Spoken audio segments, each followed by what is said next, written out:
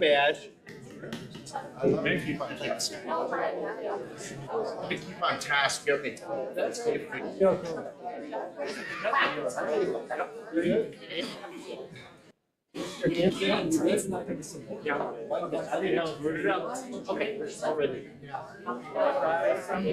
I'd like to call this meeting of.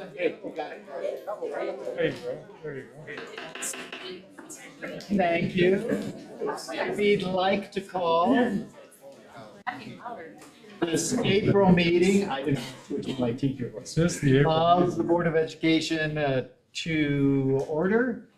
And we begin this evening, I'm very happy to say, with the Pledge of Allegiance being led by the Jackson Elementary K kids. So if everyone please stand.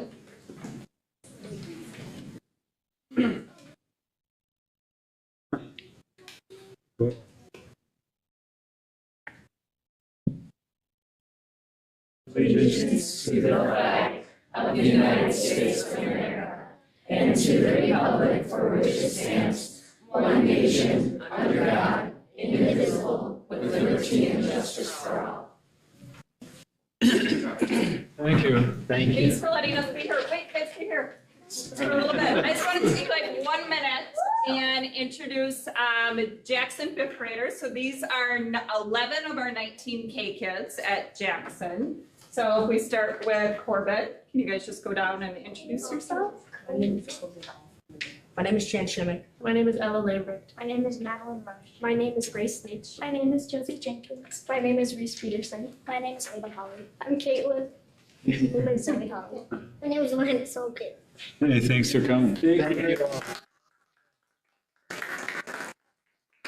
Just a couple things that, like I said, we have 19 fifth graders this year in our K Kids group.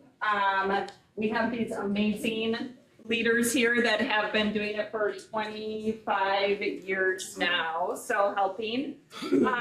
We have an advisor through the Golden K Manitowoc. His name is John Jacobs.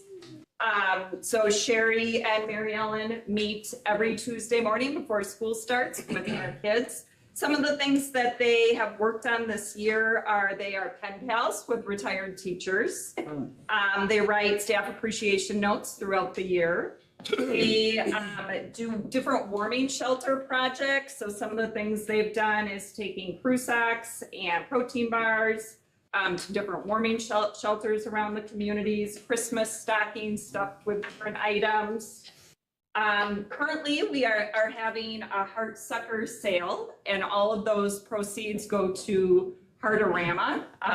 So it's always cool to be at Heartorama and hear Jackson's name be announced. They have raised over $11,000, which is amazing. Like I said, it all goes over the years, all goes through to Heartorama. And this year we are having a plant sale in May, and all proceeds for that are going to go to Gumby's Love for the Cure. So thank you for having us. Thank you. Thank you.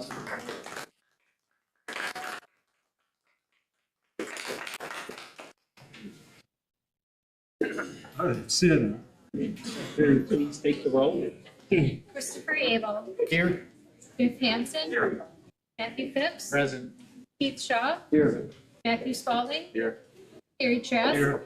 Tony Bostelka. Thank you. Thank you.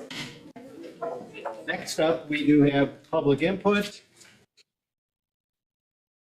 People are always invited to address the board on matters of board concerns during public input. So I have several requests here, and I'll take them in the order they were received. We'll start with Lisa Krieger. Thank you for this opportunity, and I wanted to thank Matthew Spalding, Matthew Phipps, and Tony Viscalza for your dedication and service to our community these last 3 years. A few parents have come to me regarding Riverview Pool, and we really feel that it should be saved. This is the only elementary pool in the school district. It's the only 0-degree entry pool in the district, which means, anybody with special needs or young kids, it's not a barrier to try to learn how to get in the pool. It'll be available to all schools in the district. The boiler is used and taken from the Washington Middle School. It breaks frequently, and the longer it is broken, the more other things can go wrong with it. If it remains broken, it is in danger, we feel, of being closed indefinitely. The rec department uses it for swim lessons. This pool is on the facilities committee list of items to be fixed. Please make this pool a high priority. Kids get excited about swimming only to have it consistently canceled due to broken parts or lack of lifeguards. This is very frustrating to the kids, teachers, and parents. Swimming is a wonderful opportunity for kids in our district. Please save the Riverview Pool. Thank you. Thanks. Next, we have Barbara Post.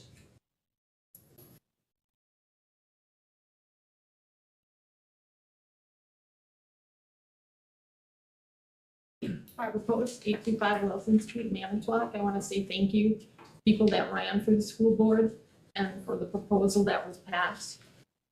I would like to talk about inclusion, behavior, and wisdom. Education, business is a very challenging puzzle. Shortcuts may save time, but bring big cost if they don't fit just right. Because of the missing pieces, we as a community are paying the price now. But our students still have paid the biggest price because all were not welcome at the table when they should have been welcome.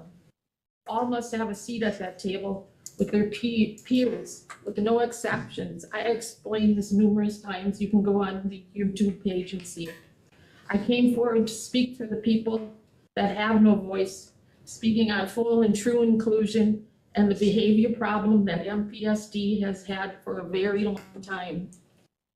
I spent 25 years working in a hodgepodge system with no one following the system protocol for inclusion and behavior. There was a total disregard. Finally, last week during the director's report, I heard the word proactive instead of reactive, a point which I have stressed numerous times during work at MPST and also when I came forward to this board with that problem.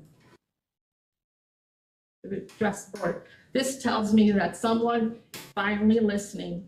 I also heard strategies and documentation. Strategies to myself means modification instead of frustration. This may not mean a lot to you, but to an educator and a student, that is gold. It means that there is communication and collaboration happening. This gives me hope that some new or old doors may have been opened and maybe a new nurturing, empathetic, and embracing environment. We've all had this problem for as long as I can remember. We were all trained, but some just gave up and chose different avenues. They lost the team protocol concept. Remember, team, today everyone's attitude matters, not together everyone achieves more. There was also a question of cultural scorecard brought up during the director's report. And I think I can clarify that a bit because I worked with that. Students not being understood and being treated differently. Not everyone understands that different cultures and unique students need to be acclimated to things in order to be successful in a new learning environment. I dealt with lots of children that came. I dealt with the refugee children, and they were hard to deal with, but we have to give them time and space, and a lot of people didn't want to give them that time and space. They wanted them in the classroom, they wanted them achieving right away, and you just don't get an achievement on that right away. They needed to be embraced in a gentle, caring manner, so they will not be afraid to transition. As a public school district, we should welcome all, another student at the table. We are all unique and want to learn and work in a positive environment. Now,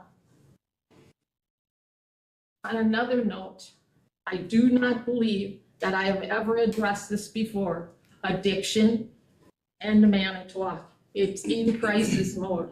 I bring this up for many reasons, because April is Child Abuse Prevention Month and Alcohol Awareness Month. Manitowoc has 13 rehabs, more than the total number of Manitowoc public schools. I bring this up because we have young, vulnerable people that may be in a situation they are faced making a very tough, on-the-spot decision. We need as a community to be awake and inform them of what kind of choices they may be confronted with. They just can't rely on friends or their phone for advice. Listen to what they're saying, read their body language. If you listen closely, you will hear the students converse on the subject, usually alcohol and now vaping. They are and have been readily available everywhere. Do we still have alcohol and drug rules for sports teams with no exceptions? Break the rules, no play for you? Or is that circumvented because we can't take another chance on losing the game? Be aware of what you are role modeling for students. We may enjoy a favorite beverage routinely, and now we have CBD and vapes, and that's all available.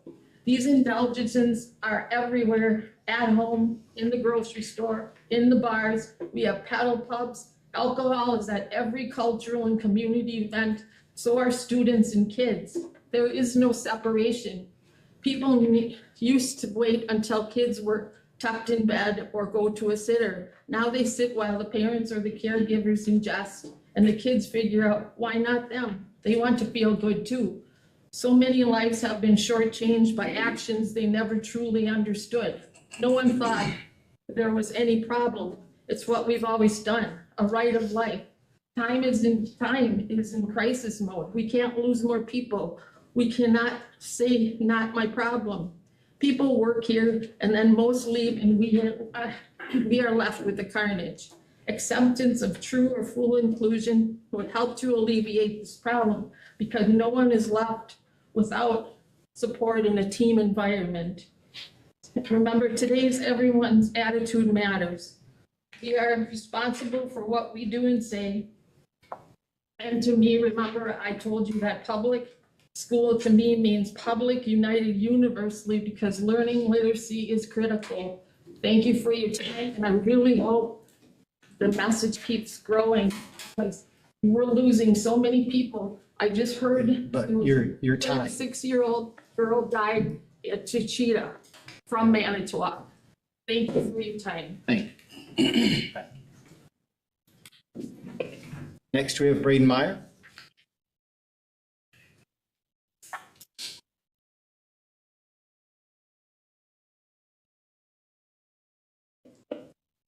Ray Meyer. Between 2022 and 2024, the Manitowoc Public School District set sail in the right direction for the first time in years. Enraged by poorly thought out COVID policies, voters took to the polls to express their disapproval by voting in 3 new board members to get our district back to normal, and those board members did. This was made possible through the hiring of an effective assistant superintendent and superintendent. In 2024, when the school board flipped to a progressive majority, the work began to immediately reverse what they had accomplished. To look over the past year, the school board and the Manitowoc Public School District lost $200,000 on the CEP, only 2/3 of the costs are reimbursed, lost $4.48 million on overstaffing over the past 2 years, voted against closing central office and moving their operations into the schools, which would have saved $1 million per year, denied the 3-phase facilities plan last summer. This would have begun to fix our facilities needs last year and save taxpayers $1 million by the end of this school year. Instead, the school board rushed to put a referendum on the ballot within a week with the minimum required notification and engagement with the public. Twice attempted to give board members a salary, kept All Boys Are Blue in Lincoln High School's library among other sexually explicit books in there and other school libraries, voted down an amendment to their library plan that would keep pornographic materials out of the hands of children, brought the IDEA, Inclusivity, Diversity, Equity Alliance club back to Wilson Middle School. This was a DEI club disbanded under the guidance of the former superintendent. Brought back pride flags materials in classrooms and allowed in staff clothing, along with special interest group materials at Lincoln High School and Wilson Middle School. Approved a social and emotional learning component to be added into the district's reading curriculum. Removed the parental bill of rights. Took away school board member key fobs in an effort to keep conservative school board members out of the school so they don't see what is truly unfair. Attempted to replace policy wording from nursing mothers to lactating employees. Voted to put the executive committee in charge of the superintendent search, leaving out 3 of 7 board members. The board also waited too long to begin the search, possibly resulting in lost quality candidates. Voted to eliminate the 3rd year of Success for All's contract, the first K-8 reading curriculum to dramatically improve district-wide reading scores in years, with no alternative being voted on at that time, and there is still not one in place. One being looked at was the same in 2023, Houghton and Mifflin Harcourt, which has a DEI statement on its website. The reason used for eliminating SFA was its cost, even though the previous curriculum, Lucy Calkins, produced inadequate results with millions poured into it, and left our district with 30% read scores at the end of the 2022 through 2023 school year. If a curriculum is working, it does not need replacement and is worth spending a little more on, especially when the results are as big as they have been. As board members, all 7 of you have received constant demands from many left-wing special interest groups like Ally, the extremely partisan League of Women Voters. There's never been a group as partisan as them. PFLAG, the National Education Association, along with their state and local equivalents, and others. All these groups share members in the same beliefs as they operate under the Democratic Party, of which this board will soon be operated by Ben Farland members of. When you don't give in to their demands, they spew hate and malign you. These activists don't just have TDS, they have M4LDS, Moms for Liberty derangement syndrome. They possess an irrational fear of common sense policies that would positively impact all stakeholders of the district, regardless of personal and political beliefs. It is clear, the Manitowoc Public School District is heading in the wrong direction. All in all, I'd like to thank board members Tony Buttstelka, Matthew Spalding, and Matthew Phipps for your tireless work over the past 3 years. You didn't deserve an ounce of hate and should be proud of what you got to accomplish with the little time you were given to implement your vision. Thank you for everything you've done. Your positive impact on the district will be remembered for years. Thank you. Thank you. And last I have Sarah Weinberg. All right, Sarah Weinberg, President of the Manitowoc Education Association. I just want to say thank you, Matt, and Tony, for your service in rallying Manitowoc to care about the Manitowoc Public School District again. Thank you. Thank you. I don't have any other requests. Is anybody else? Going once, going twice.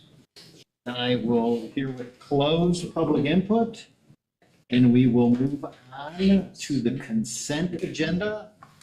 You see the consent agenda there before you with, I don't know how many letters I goes up to, but a few items on there. I'm going to count them down.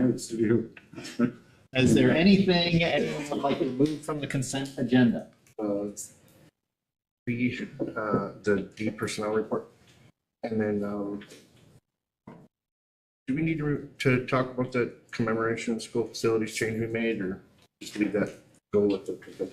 Are you going to cover it during your? Yeah, I'll Yeah. report on it. That's part of the consent agenda, isn't it? Well, the approval is. The approval of it, but the report out from his committee. Yes. So just the personnel.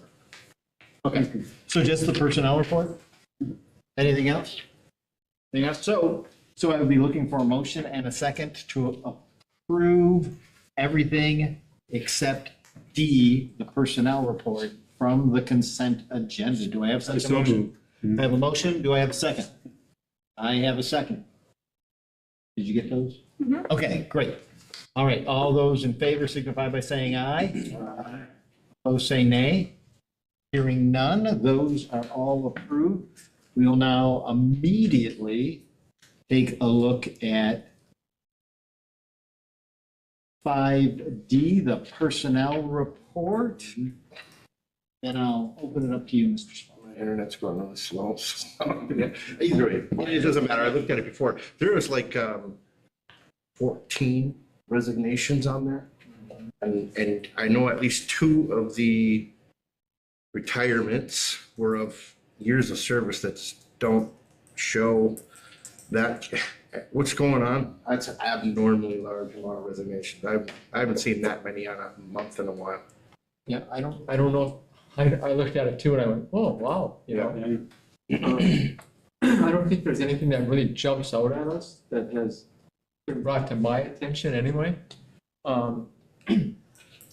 But we've had, when you look at this past year, our paraprofessional group probably had the most coming and going of any group. Our teacher group has been pretty good. A couple of teachers left us during the year. Administrative team, we didn't lose anybody. Our custodial maintenance team is probably par for the course, but our para group team has been coming and going. Yeah. Why exactly? This is from custodians all the way to principal. I mean, it was a pretty wide group, and I mean, I just thought maybe you might have had some kind of idea. I'm sure it's not because they're so heartbroken that we didn't run again. One of them's here right now. It's difficult. It's a tough career. Yeah, It can be very challenging, depending on space and number of students. It's a lot of factors. what was the factor? Personally, I mean, space, program accommodations, possibly, lack of movement in the district for myself. I teach tech ed, so it's a very big industrial kind of space, I guess you could say. I teach a lot of construction and just CTE type curriculum, so it's a little bit different in my perspective, but It's good. It's a good perspective though, because right now this is one of the things that we want to push. We're trying to push for youth apprentices and things like that. And me as a person in the trades, I mean, I would want to push for that as well too. So, well, this is a good opportunity for you to fix something without having any worries. it's hard. It's there's many different reasons, but I mean, I work with a lot of great individuals, and I have over the years. But I see the stress that they deal with on a regular basis, and I feel like my coworker says to me at one point, he says, well, in your future endeavors, I don't think you're going to feel like you're wound tight. There's a lot of times where we're constantly looking over our shoulders, just dealing with behavioral issues, and facility improvements are kind of a long ways out for myself. I know where the district is on their budget and where it's headed, and it's going to be probably 8-10 years before I see a major improvement in my section of where I teach, in my particular classrooms and everything. And I wanted to see a lot of more movement there myself, faster, but I know that just doesn't happen overnight, and I don't foresee that to happen for 8 to 10 years, where we're actually a program that should be where it is. It's not going to be for another 8 to 10 years, I don't think. So personally, I look at that and I'm struggling in my space because of I can't teach the curriculum I always want to teach based on facility. We just don't have the footprint that we need in tech ed at the high school level to teach the skill sets that should be taught. Or the equipment type, is that? Curriculum we can buy, or I mean, equipment we can buy. We have money to buy equipment. We have nowhere to put equipment. We need a bigger footprint, but that isn't going to happen for 8 to 10 years. I don't see. It's going to be a whole nother referendum before that happens. So I feel like we never ever get the opportunity to hear at a board meeting a teacher that is part of that list. So take notes. This is something that you want to, this is an opportunity. Say something as a. No, unfortunately you can't. I thank you. He's pretty confident. Any other questions for Mike before mine? No. Forgive my ignorance, but names for positions keep changing. at a rate that makes it difficult to remember what job is what. So instructional support teacher, position top of page 2. Instructional support teacher is the current equivalent of what before? So we had SFA facilitators, Mm-hmm.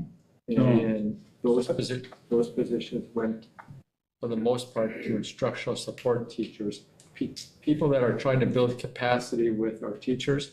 Remember, I can't remember remember the high number of people we have within the first 5 years, 7 years in our district? And our intent is to try to build capacity and best practice with those people for our sake of our student achievement.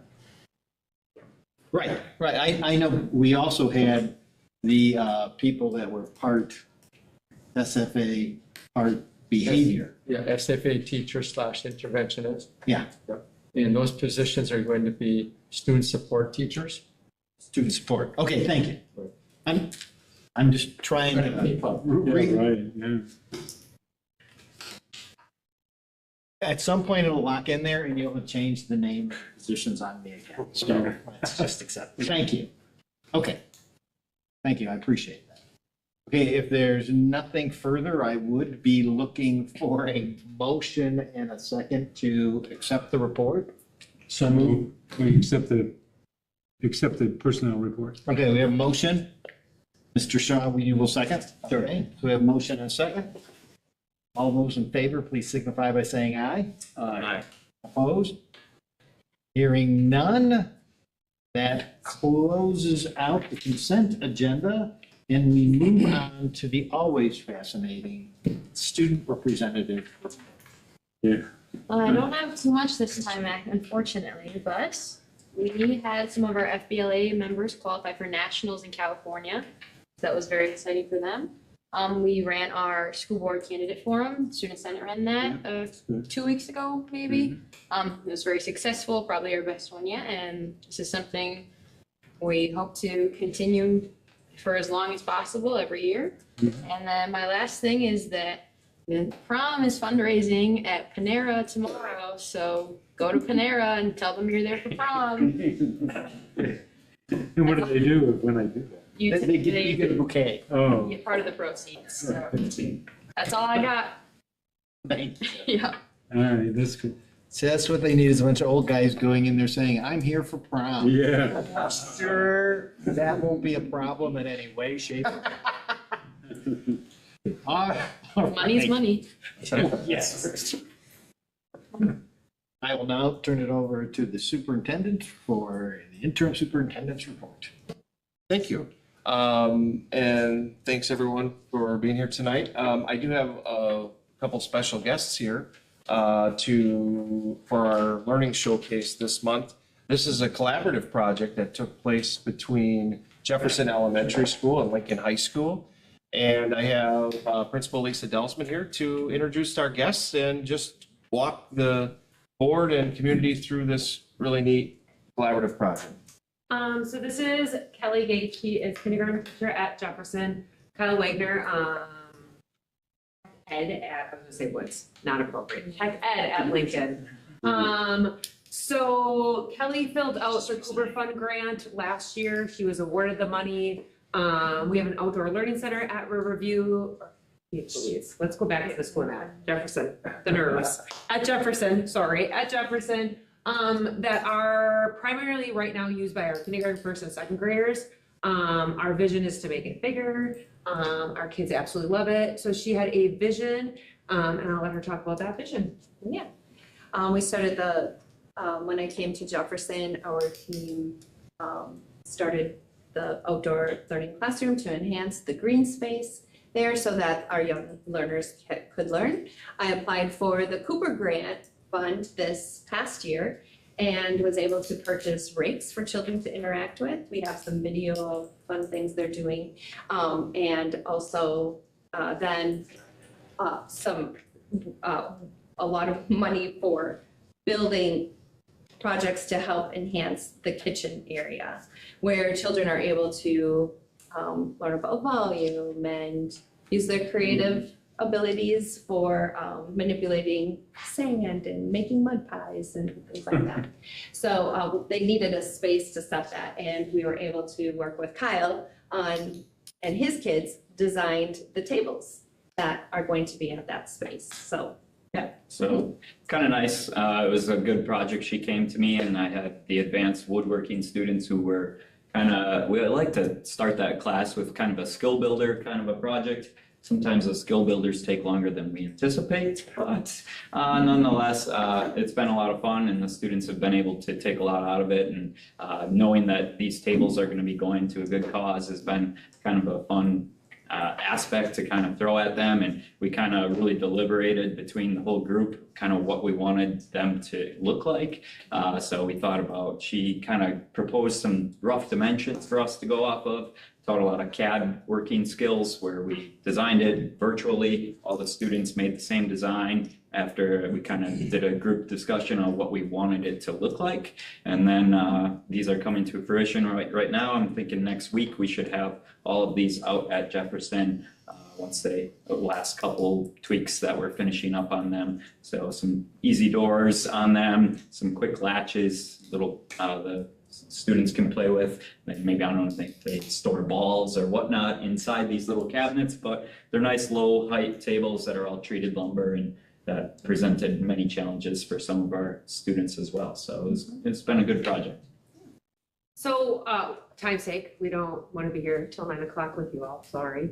It's been a long day. We made a slideshow. We know you get that ahead of time. Take your time. There is a video of our kindergartners out in our outdoor learning center talking to you, because bringing little kindergartners is a little late for them, but they wanted to share what they're learning. So it's like a 7-minute video, but they were super passionate about that.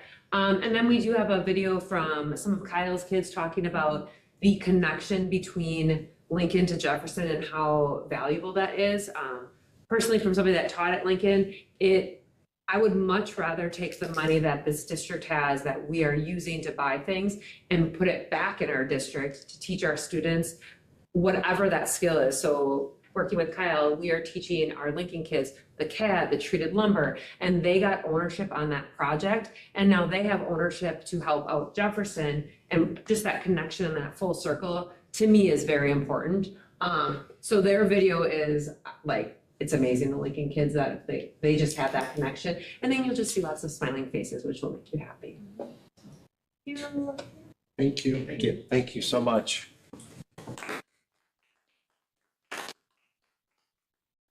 It's a great example of our core value of collaboration on display for us here this evening. So thanks again. You have my written report. I'll just highlight a couple of things on here and then take any questions anyone has.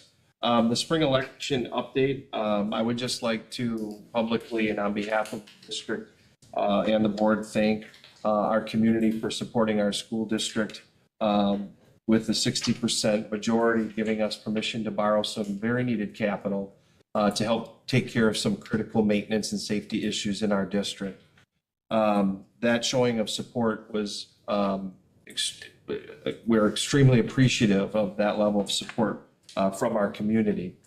Additionally, we will be welcoming 3 new school board members, David Bowman, Ann Olson, and Mary Laffey Blahnik. We look forward to working with them here starting at the end of the month. And we would also like to take the time and opportunity to sincerely thank Mr. Phipps, Mr. Spalding, and Mr. Vostelica for their service to the Manitowoc Public School District and our community. And at this time, we actually have some certificates of recognition that Mr. Abel will distribute. Oh, you take one. Okay, we can do deal. them at the same time. Put it up. The certificates are in recognition. They're a commendation in recognition for your service to the children in the Wisconsin public school system, particularly in Manitowoc, from April 22 to April of 25. We thank you for your service.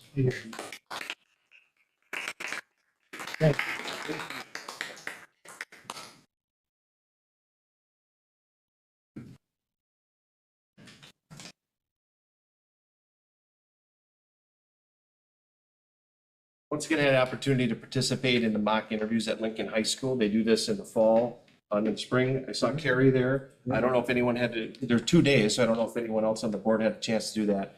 But they do a fantastic job of giving our kids an opportunity to really practice those skills necessary to go out and get a job. I will say I had 4 students that I interviewed. They were all so phenomenally interesting. I had one that wanted, this is no joke. First student I interviewed, he wants to be a history teacher and go to Northern Michigan University. And I said, you must know that I was a history teacher who went to Northern Michigan University. So, I mean, it turned in more to a really fun conversation. So you would have hired him right away. Yeah, right away. I had a student also who He did his research. Yeah, he did. He picked the right guy. Yeah. I had another student who is one of our YA students who's working at a jewelry store in town, actually doing some very impressive work on repairing jewelry. And he wants to be a jeweler and a repairer of that, and he's getting these skills, and it's really kind of neat because talking to him about his vision, and he wants to start his own store someday. He's working sort of as an apprentice under someone who's done it for many years. So just phenomenal opportunity to interact with our students who are very talented and committed in their own right.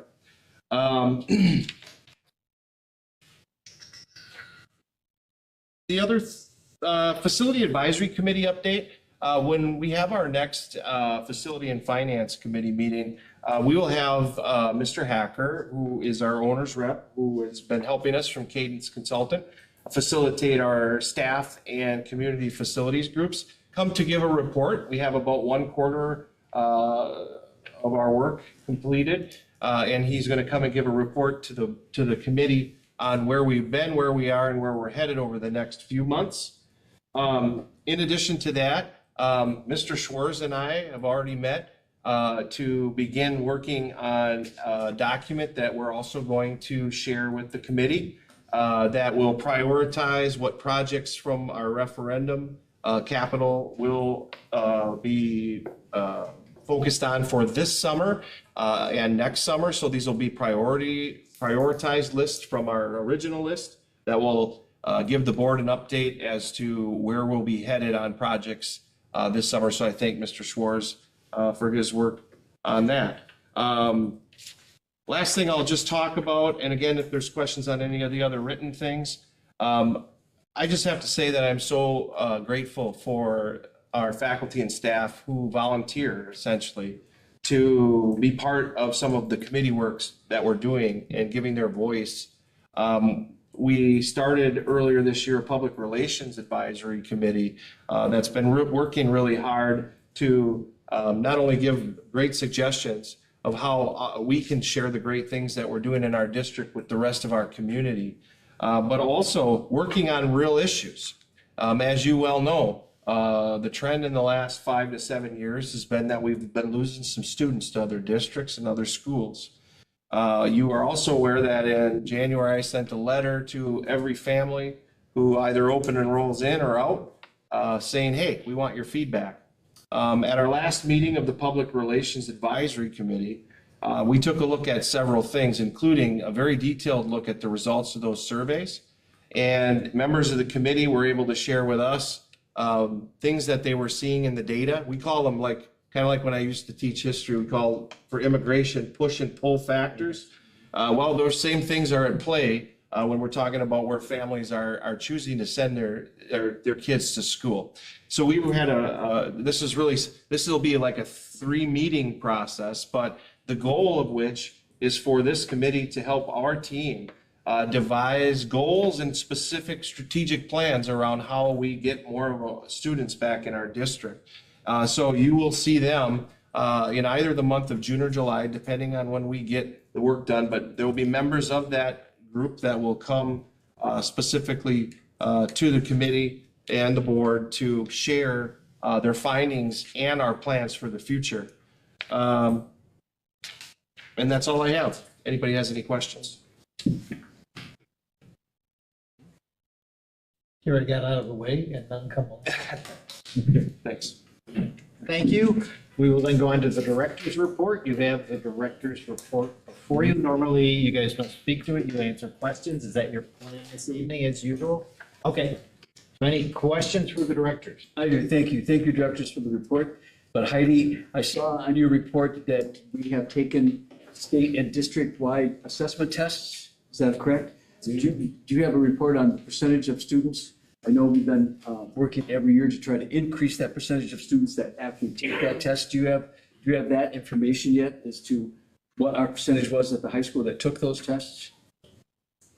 I'll let Katie answer that. We will know soon. We're currently in the process of makeup testing right now. So I know pre-makeup test, Lincoln was already at about 94%. Awesome. And the pre-ACT just happened last week, Tuesday. That's about 700 students testing. So the makeup process is a little bit more elaborate. So the team is working hard on that. Cody Sheepson, That's good. assistant principals running the RISE, doing a nice job. Well, that was pretty recent too. Thank you. They did have a. Yeah. That's it. I don't have any more questions. Anyone else? Seeing none, we will move on to unfinished business, of which there is none. So we move on to new business. Under new business, the first thing is the report from the Personnel and Policy Committee Chair, Mr. Hanson. We had a short meeting and we had two changes to the policies.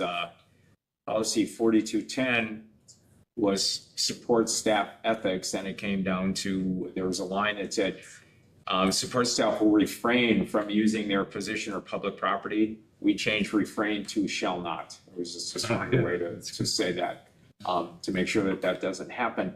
The other issue that we discussed quite a bit was the naming rights for facilities in the district. And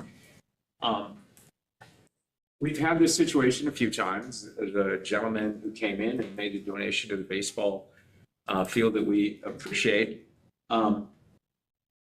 I'm not sure as a district if we've ever had a procedure to do that. So we looked at the policy and we took out that they had to be deceased or they could not be a working member of the district. We took that out of the policy. But what we included was that when somebody comes forward from this point on and wants to do something like this, they're going to have to meet with the executive committee and the superintendent. So that committee and the super can make some decisions on whether or not it's valid and we should proceed with it. And then they will report to the full board to have a vote on that donation that would be made. The other thing we did is we clarified that I received some phone calls and some public input from people that wanted the stadium named after a different coach. And I think all of us that have gone through, coaches that have influenced us, and I appreciate that feeling. So there are opportunities. In the example of baseball, there was a very good coach back in the 70s, Mr. Grant, to coach football and baseball. And there was another good coach through the 80s and some of the 90s, Coach Mann, who did a great job. There are opportunities within the baseball field, within Rubick Stadium. We now have a wrestling room at the high school named after Coach Kozlowski, who was there. There will be other opportunities if something isn't named after you to take something within that facility and possibly put a name on it to honor other coaches and other people in the district. And it doesn't just have to be athletics, it could be the arts and different parts of the building. But just to take a look at the procedure that we go through to accept that money and okay who that stadium is being named after will become a little more formal by going through the executive committee with help from the superintendent. And they will make a recommendation to the board. Is that clear? Sometimes I screw things up and don't say them well. But, that's our policy for the future. That's what you did tonight. We appreciate your support on that. It came out of committee, unanimous. So I think it'll work. I can't recall, but does the policy at least discourage, if not prohibit, like tacky contribution sort of attempts to get things named after themselves? What it does is it puts it through the executive, the superintendent, and that's the screening process that you're talking about. Not that we've had that before, but we understand that could happen. So that's why we wanted to make that a little bit more formal too. And the other thing it will give it an opportunity to is when somebody comes through with a proposal that they would like to do something, that becomes public knowledge a little sooner. And then, you know, like in the case of some situations we've had,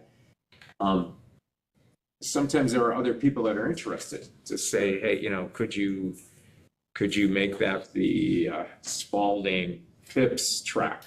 Right. Now, I like that idea. yeah, okay. Yeah. But add, you know, where people could step forward and. Second? Yes. Where people could come forward and say, hey, you know, he's a great coach and we love him right now, but then there was this guy. So it gives that opportunity for those kind of things to become public and open it up a little bit. So we're hoping this works, and we can always change it sometime down the road if it doesn't. So it remains our decision, but I think as we go on with the building reclamation and refurbishing project, which will stretch into, you know, a dozen or more years, there'll be temptations, I think, to want to raise money, you know, extra sort of outside the normal processes of acquiring revenue to.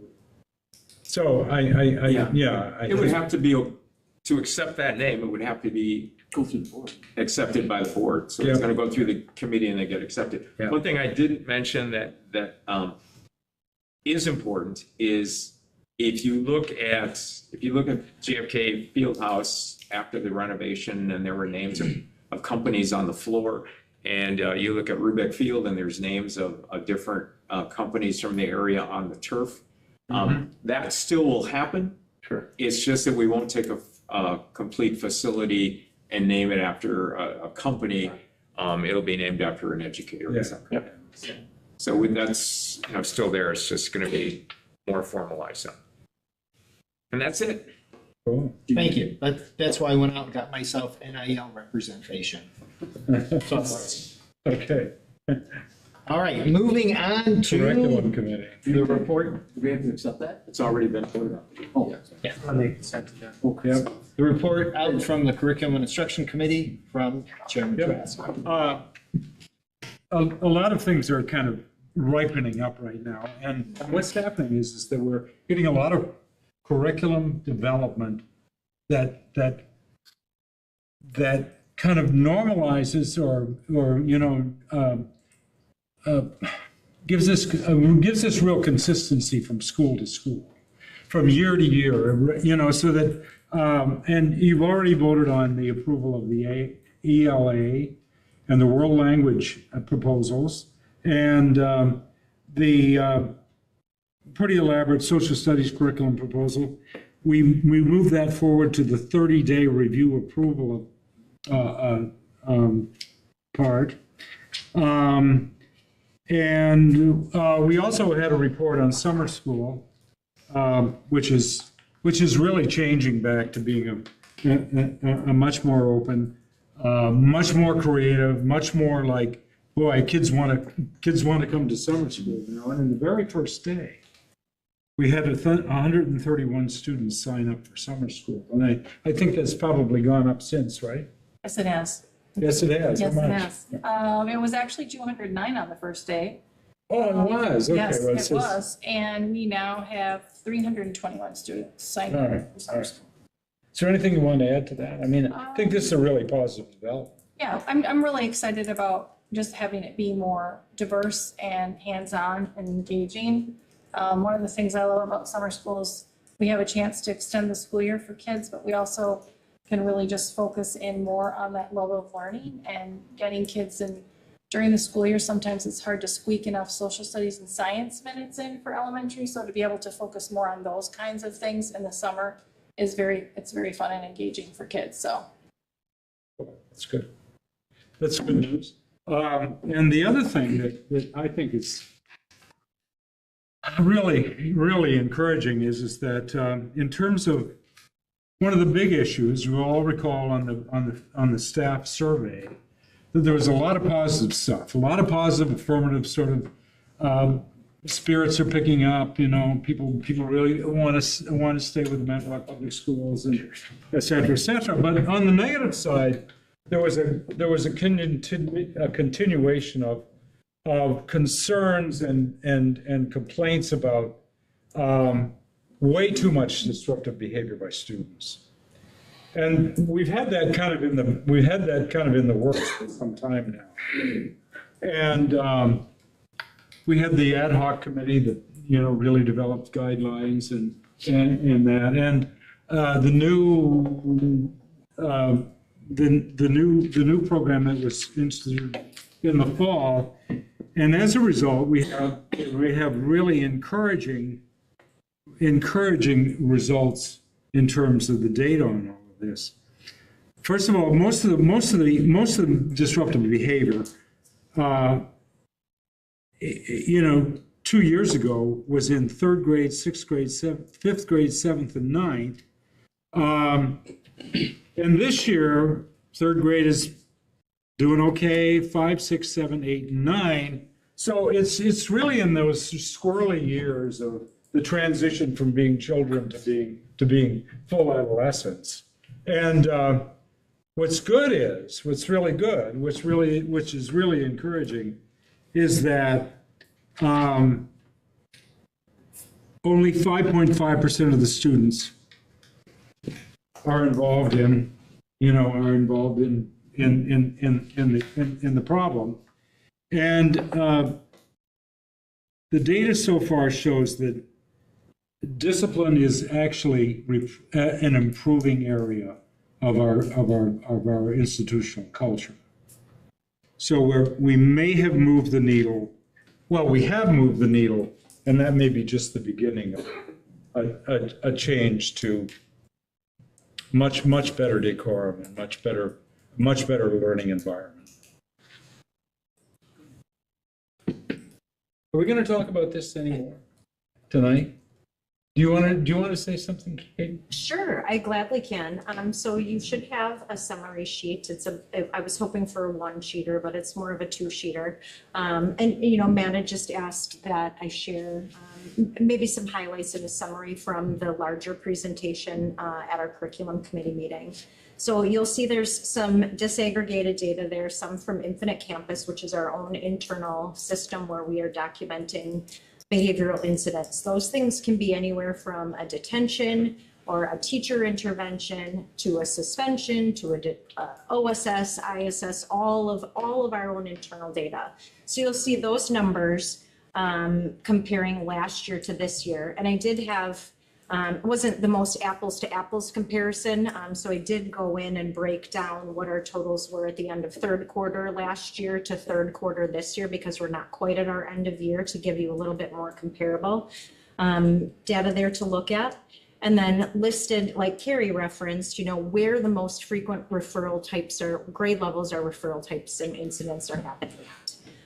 And then our most common incident types are listed there as well for the last 2 school years. Where there are some consistencies in those types. And then we just added an appropriate language to this year. So the beauty of being able to evaluate this data is that challenging behaviors are, they continue to be an issue, and perception is reality. And like Carrie said, though it is a small percent of our total school population, 5.5% of our 4,000 children are engaged in disciplinary removals or behavior that requires that we remove them from the learning environment because of the disruptive nature of that behavior. Even though it's a small percent of students, those behaviors are challenging and they're disruptive in nature. And they require attention and intentional focus. So being able to say, these are the types of things that we're looking at, and this is what we're doing about it and going to continue to do about it, just gives us an opportunity to focus. Because if you try to tackle all the things all the time, that gets really difficult. The state breaks down data, you'll see, in a little bit different manner. So they look at only out-of-school suspensions and in-school suspensions. And then we can disaggregate by gender, disability status, socioeconomic status, all of those things. Something that stuck out is that our males are struggling as compared to our females. So again, that tells us, all right, we need to do some intentional work to support our male students. And and this just shows a trend that that's consistently been an issue. And then also the state looks at repeat offenders. So the number of students who have 3 or more incidents, behavioral referrals. So you see last year, the total was 105 students engaged in 3 or more incidents that required an out of school or an in-school suspension. This year, at the end of third quarter, we are at 32. So that shows that what we are doing is helping those repeat offenders. And I'll credit the work of our elementary buildings. As some part of these notes down here, it talks about the implementation of Getting Along Together, which was a social emotional curriculum piece as part of SFA that has been implemented consistently across our elementary buildings for the last 2 years.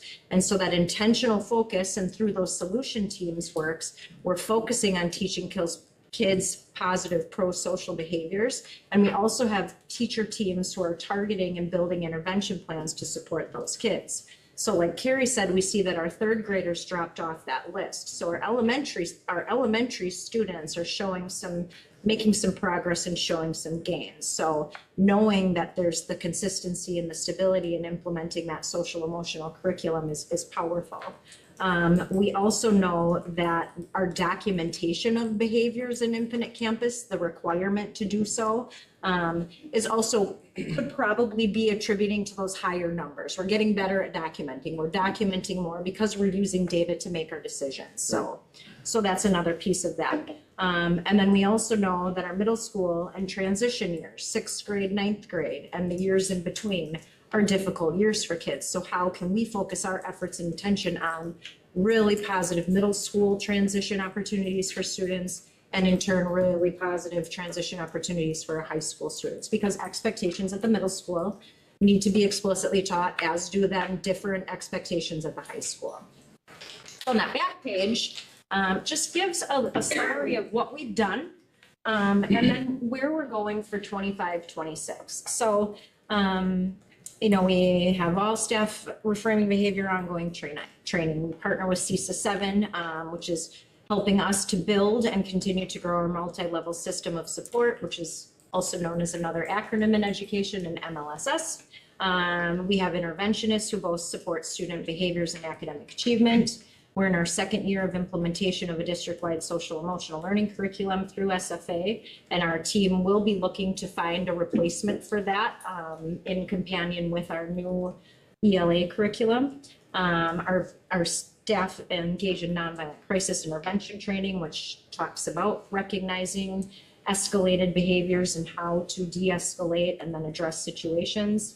We've invested in professional development opportunities for staff. We've started a new thing, and these ladies are absolutely phenomenal.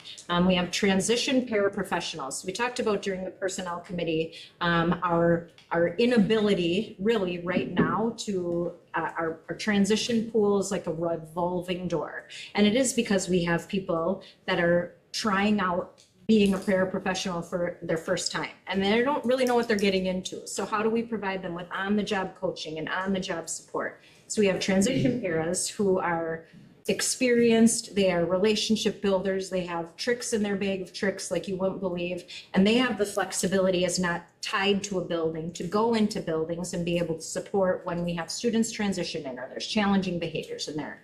Incredible ladies. So that's been positive.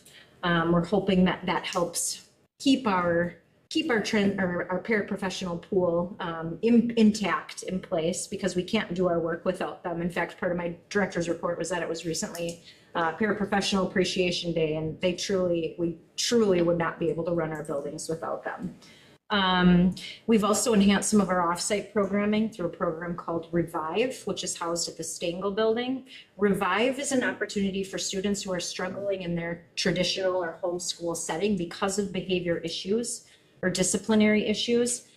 They have an opportunity to go have a second chance at the Stengel building, work on some independent curriculum with a teacher who has an alternative teaching license, at-risk teaching license. She supports students through decision-making skills as well as their academics. They stay connected with their school teams, and then after a certain period of time, as determined by the team, then they go back to school. So when we have kids that are, engaging in behaviors like physical altercations or substance abuse issues, they have an opportunity to go to Revive and work on some skills specific to their needs, and then go, hopefully the goal is to transition back to their school setting without being involved in repeat offenses. And then we've utilized our mental health dollars to help partner with some community partners to promote really some pro-social opportunities for kids. So we're going to continue all of that. Again, based on this data, we know we'll be working with our middle school teams to talk about what we're doing for sixth grade, as right now sixth grade makes up more than half of our total referrals in the district, just that grade, which was staggering when we looked into that information. So we know we need to target that group. So that will be a focus of our summer work with our middle school teams. We know our boys are in need of some targeted support. We're going to be looking at, continuing the implementation of a targeted elementary social emotional program that hopefully will have the same positive impact as Getting Along Together did. We're continuing our work on our multi-level systems of support, which includes those teams that are writing plans for students who are struggling. Continue professional development for students so that we can help our teachers, especially the many new to the profession unlicensed teachers, build their bag of tricks in best practices in classroom management, relationship building, supporting those challenging behaviors. So how can we get our new teachers that support that they need? Improving the consistency and practices on our admin team. Those are things that we'll continue to work on with that group. Coaching and modeling so that we can help, again, have the most effective classroom teachers. And then I'll be reporting this, which is super exciting, but we talked about this a little bit, but we've recently acquired a recovery high school grant. So when substance abuse issues are a problem in a school, we cannot have drugs in our school. We also know that children make big mistakes sometimes, and how can we help them continue to pursue an education without disrupting the safety of those learning environments. So through this Recovery High School grant, which I'll be able to share more about in May, we have the opportunity to increase programming for students who are removed from a traditional school setting and receive support through AODA counselors while getting their education in an environment where there's supports in place so that we can focus on learning and education and hopefully stopping a pattern of behavior before it impacts them into adulthood. Also without having the ability to remove from a setting where they just don't have the opportunity to focus on those students, like a big Lincoln High School. We can put kids in a smaller setting where they have the efforts and attention and support that they need without disrupting that environment, with the goal of being able to get back there, obviously. That's it in a nutshell. Thanks a lot. Thanks for the comprehensive report. Sorry for the fast talk. It's okay. Oh, I do. Good. I guess I have the floor, so I can recognize you. Yeah. Thank you, Mr. Trask. Katie, this is a amazing report you just did. Yeah. Thank you so much for the change that I kind of asked for. Essentially, we had a committee meeting, to everybody that's here that wasn't there. We had a committee meeting, and I just asked for a few changes so that we could see apples to apples from last year through the third quarter. Before, they had just all of last year, and then they just had all this year up to the third quarter, so it wasn't apples to apples. This new report, essentially, it shows it very clear. It does show that there's been more instances this year already. However, she articulated it very clearly, and I believe that it's quite evident that if you look through this report now, you can see why things are happening and the breakdown.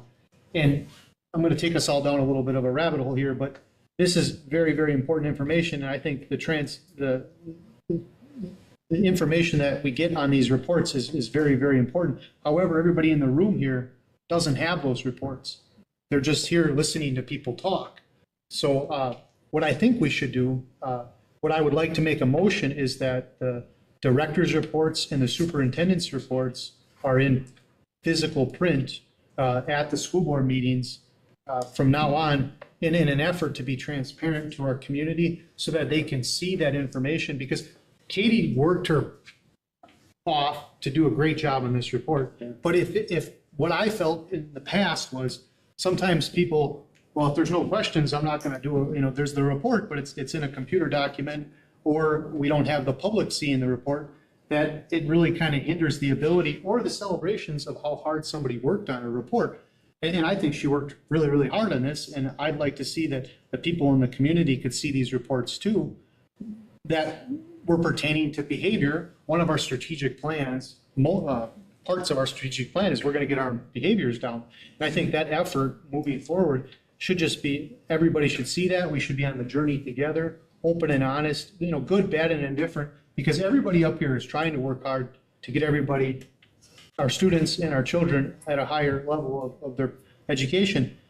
But if we can't have that communication with the people, and the only other way you get it is if you do an open records request. And then you're kind of following up and you don't really know where you're getting it. It's available to the public on the website in board book. It's all of the It's documents. all available? Director's report, We're on the tube, too. everything is Okay. available. Well, what if, okay. So I guess my only print thing to me. I like that motion. So really, I would just like a little bit of the director's report and the superintendent's report to be in print so that the audience can see that. I'll second. Just in the meetings as well. So. Okay. You have the floor. I know. And you recognize it. We got, You have to recognize it in a second. we got a motion? Yes. Mr. Spalding, the second motion. Yes, Mr. Spalding, second on the motion. Is there discussion on the motion? Essentially, I just want to help the hard work be seen by the directors and the superintendent to the people that come to the meetings. And I'd like to see that they can have a conversation alongside of us. They're not going to be talking to the board members, but they can see the reports real time and it's nice to have the extra things, but I think that's in the discretion of the directors and the superintendent. But this report is an example of how, this is very, very important information, that if you're an audience member, it's really hard to follow around unless you're taking notes. But yes, like you said, it is online. And it's So you prior to. I would just maybe do a friendly amendment to what you're saying, that I think it's a good idea, but I would also like the word out there that they can just pull it up on their phone or pull it up on whatever so we're not just printing blizzards of paper. We should get a PR piece on it. Maybe like 5 public or 10 public, just so we don't waste too much paper. Exactly, that's why I'm thinking if we just. We used to do that, and I ended up throwing the majority of them, recycling them. So that's why we have board book, and that's why all the stuff is made in board book. I mean, we'll do obviously whatever you choose, but I was making copies, and at the end of the meeting, I was throwing most of them in the recycle. Maybe if there was an agenda, on the agenda, just a link, electronic link at board book or wherever, so they can. It is on the website, Yeah. all the documents are available. Or just where people walk in. Oh. Yeah. Or be on there and they could put it, so. Thank you. I think printing up, right now we have about 15 people here. Print up 5. And should not be difficult to create a landing spot on the internet for the documents for that meeting. Have a QR code on a little placard on the table, and people want to bring it up on their phone, scan it, they've got it right That's a good there. idea. So we're never throwing away more than 5 copies, and if we need more than 5, they can just ask. We can make more pretty easily. Right. I think it's a workable system. It would be great. Something to be easily made up. No, I'm Long time to get to the fine. agenda, so. Are we? Call the question. Okay, all those in favor of the motion? Aye. All those opposed? I just want to say before we close off on this, that, when I came on the board, honestly, I think it was kind of out of control. And I remember Lisa and I talking about it and most of the teachers in the district complaining about it. And honestly, it just lingered on and got worse during COVID, et cetera, et cetera. But I think we're at a point right now where, number one, we have directors now working on this problem who have reached a much better intellectual understanding of the problem. I mean, it always used to be just sort of like complaint and, get tough, et cetera, but not only do they have a much more mature and developed intellectual understanding of the problem of student behavior, but they also have a much more sophisticated approach to deal with a really, truly complicated problem. The thing is that no matter how good we get in terms of our methods, this is an issue that we have to constantly stay on from now until, Forever. till the end. So anyway, that's my report. Thank you. Okay. A little disappointed kids can't just get positive social behavior by watching streaming videos on social medias, but maybe that's just me. We'll move on now to item C under new business. These are brought forward from the closed session on the March 11th board meeting. Proposed 2.95 consumer price index increase on the teacher salary matrix. Yeah. Not to set aside any discussion that you may want to have, but I would like to make a motion that we just, if this doesn't have to be done right now, that we table this until the next meeting, or at least until the special meeting when the new board members are here and they can vote on it. Let's do May 15th. Huh? May 15th, is that correct? That's on May 15th, so that they can. No, I don't know. I want to. Is that? You're asking Mike? May 15th, we are under statute to get contracts out to teachers. Okay. So it's know when the next board meeting is in May. Like, no, in April, they'll be taken over and the next meeting is theirs. So just, I mean, it's there and everything, but I think just out of respect to them coming in on the board, I would like to just table it and let them be the one to vote on it. I'll second it. I mean, is that a bad idea? I don't think we're hurting anything, are we? All you gotta do is move the table 1 and 2 under C. I moved the table 1 and 2 under C. Okay, And a second. we have a second? I second it. And we have a second. Okay, it's a motion to table, non-debatable. All those in favor signify by saying aye. Aye. Opposed, say nay. Nay. I don't know if Sarah's on the air to proceed about this, but. Not appropriate under a motion to table. I know. Okay, so those are therefore tabled and will be revisited at our next meeting. Moving on to D, amendment to Chartwell's food service contract. Mr. Mish. Right, this is, we signed the contract last year with Chartwell's, and it's a 5-year contract with annual renewals. So this is the first renewal. If you're looking at, on the first page, there's a cap of 3% or percentage increase consumer price index food away from home. Well, consumer price index food away from home was 3.7%. So the lesser of the two is 3%.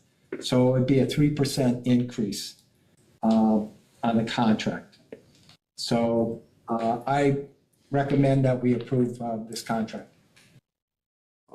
Any questions for Mr. Mitchell? Is the agreement that we take the lower of the two, or is that just what we agreed on? That's what we agreed to, that they have to give us the lower. Okay, all right, yeah. This isn't one of our biggest expenditures either, though, so I mean, as far as that, So are you moving to? motion to accept it. Motion to accept the agreement? Second. The amendment? Second to accept the amendment? I accept it. Any other discussion? It's a really big deal. Oh, I know. I don't think we can. Our biggest expense. You can discuss this amendment. That's right. Yeah, I understand what you're saying. But I don't think we can Okay. Do that a different way. Yes. It's scary when we know what each other are thinking. Yeah. That's the scariest time up here. All right, so all those in favor signify by saying aye. Opposed, say nay. Hearing none, that amendment is agreed to. Thank you. Thank you, sir.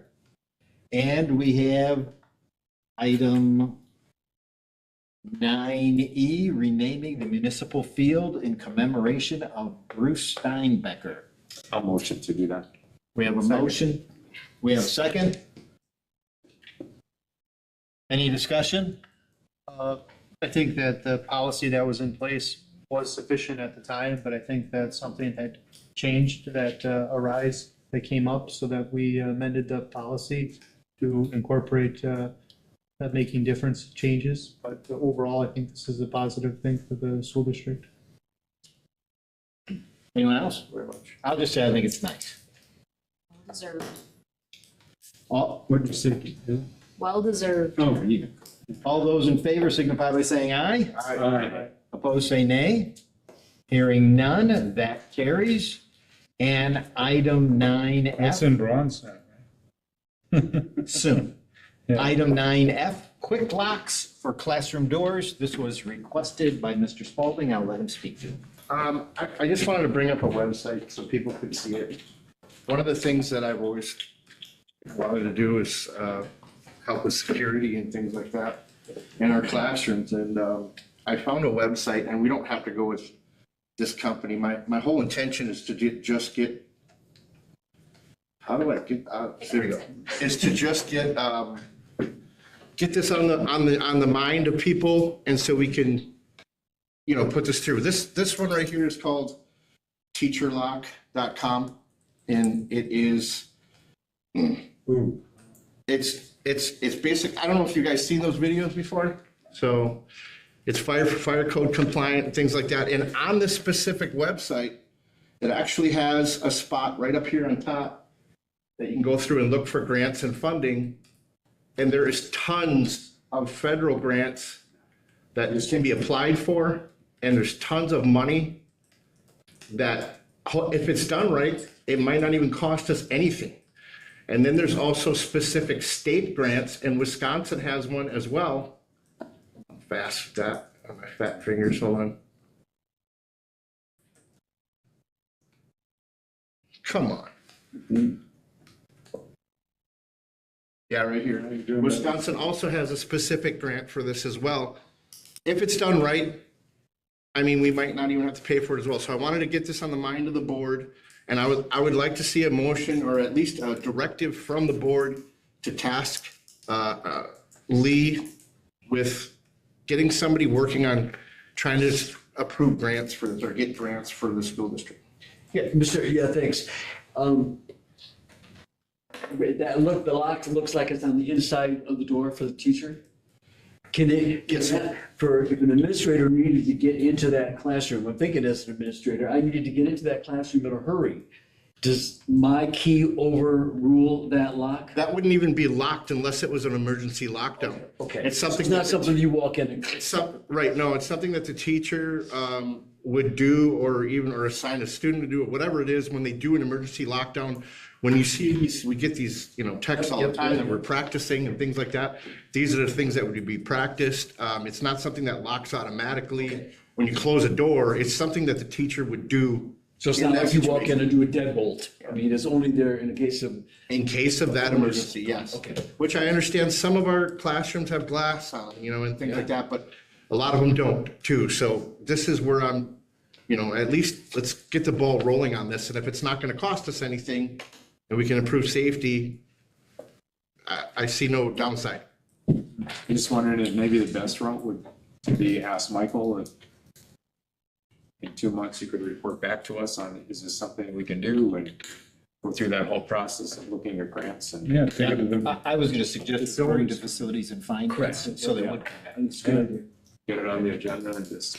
So I'll move to refer to facilities and finance. Second. Yeah. Got a second from facilities and finance? That's always helpful. Can you leave that website with Mike? You have that? I don't have it. Okay. Here it is, Mike, teacherlock.com. Brilliant. All those in favor? Aye. Opposed? Thank you for bringing that forward. Thank you for allowing us. Like a chance to do that. All right. Under other business, remarks from the board president. Let me start the timer so I play under the same rules as everybody else. It's only fair. Frequent observers of this board know, and I suspect appreciate, how loath I am to abuse remarks from the board president on the agenda. Tonight, I ask you to indulge me as I express myself on two matters. The spring election cycle has concluded. throughout the election window, from December through March, I have resisted numerous requests to use this pulpit to address the often outrageous nonsense perpetrated on the so-called social media. If you see something posted that upsets or concerns you, call the school and get the truth. If you are the painfully shy type, call a school board member. We'll be happy to check into it for you and let you know what the reality is. We are here to represent you, and we are happy to do so. Second, this evening marks the formal expected conclusion of the 24-25 governing year of the MPSD board. I have appreciated the encouragement and support of both the public and the board during these truly unprecedented times. I thank you. Spring is a season of renewal, and in just 2 weeks, we will hold our organizational meeting to set the officers for the next governing cycle. I offer kindly a few suggestions for moving forward. Accepting that executive officers are marginally functionary, the honor of serving in these roles ought to be shared and filled by considering, in order, interest, seniority, opportunity, and renewal. In other words, I would advocate for the most senior member of the board who has not served in a particular position be the first member considered for such a post. The 3 committee chairs could work likewise. That's 6 positions for 7 board members. I know. All filled by recognizing interest, seniority, opportunity, and/or renewal, with one notable exception. I think it is best that the year after serving as board president and attending all the meetings of everything, the board president becomes the most common member of the board. In essence, a gap year. To that end, and in hopes of setting a precedent that would satisfy Brigadier General Robert, I shall politely decline any nominations or appointments for the 25-26 governing cycle and be pleased to simply be Board Member Abel. I thank you for your kind attention. I had 1 minute 46 seconds left. Yeah. I checked. I timed it out. All right, now I really want to make sure we talk about the future meeting date because we have an unfortunate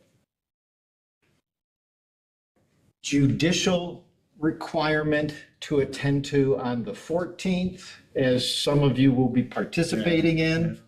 We also have scheduled for the 28th, the organizational meeting. That is, pardon me? 29th, excuse me, the 29th. I totally apologize for reading the thing below that because by state law, new board members are not officially seated until, or their term does not officially start until 4/28.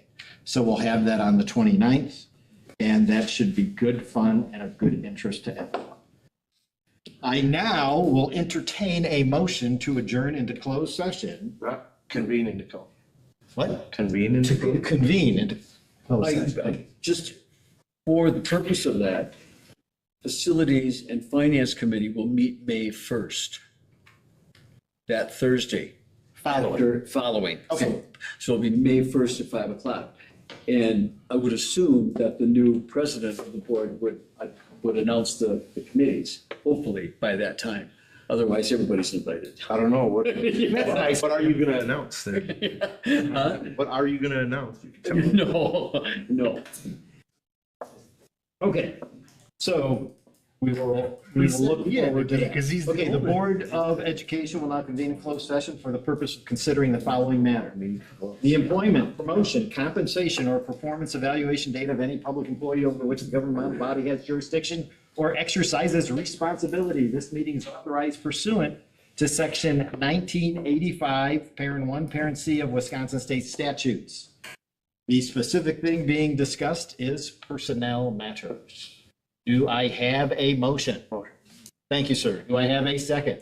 Second. This requires a roll call vote, if you would, please. Christopher Abel. Aye. Beth Hanson. Aye. Matthew Fox. Keith Shaw. Aye. Matthew Spalding. Carrie Trask. Hearing all ayes, we are now going into close. Thank you all. We do not